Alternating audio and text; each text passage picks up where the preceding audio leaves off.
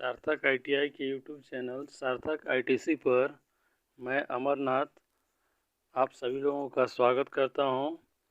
आइए आज next topic है व्यक्तिगत सुरक्षा उपकरण।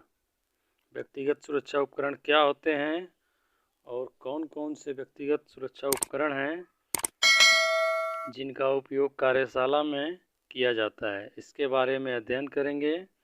तो चलिए टॉपिक का अध्ययन करते हैं।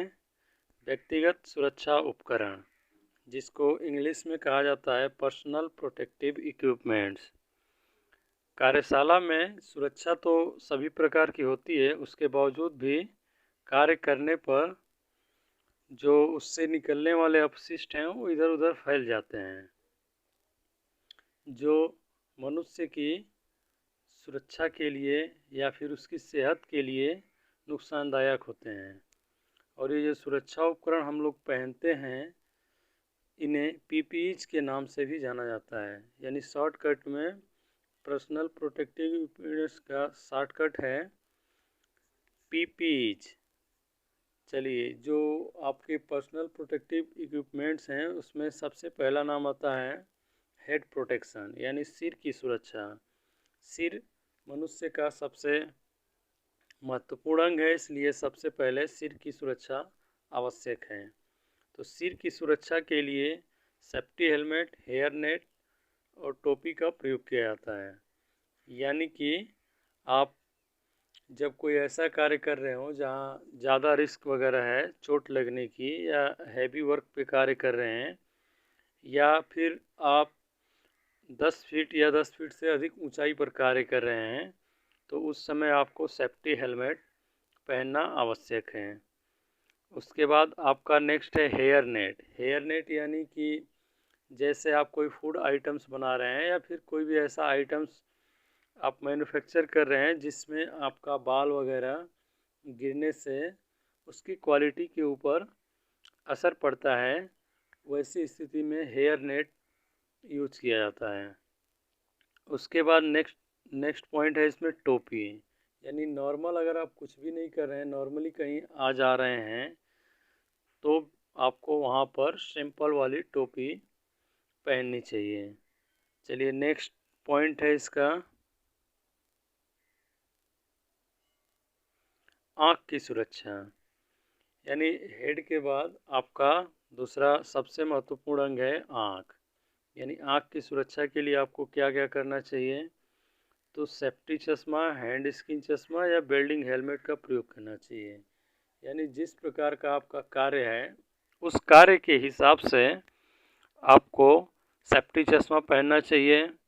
यानी ऐसा चश्मा अगर आपको आँख में कोई भी गैस लगने से आँख के लिए परेशानी है, तो उस समय सेफ्टी चश्मा पहना जाता है जो बिल्कुल एयर टाइट होता है, जिसमें से बाहर से एयर भी नहीं जा सकती है।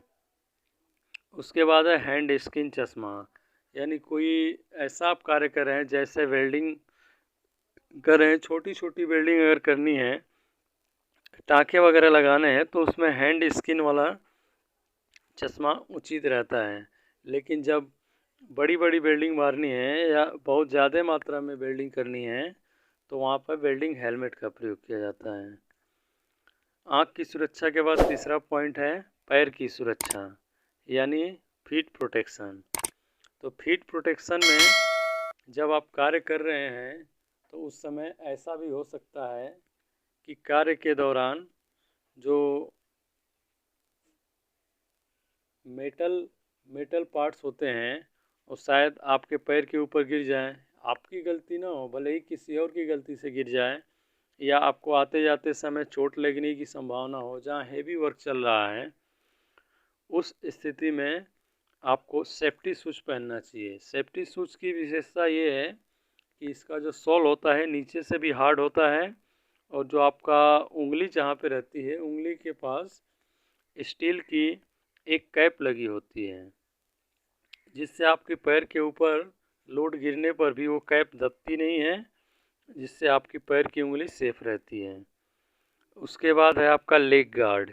लेग गार्ड यानी जब आप वेल्डिंग वगैरह या कुछ ऐसा हीट पर वर्क करते हैं जिसमें से चिंगारी वगैरह छिटक के आपके पैर के ऊपर आ रही है, उस स्थिति में लेग गार्ड का प्रयोग किया जाता है। अब नेक्स्ट पॉइंट है आपका शरीर की सुरक्षा।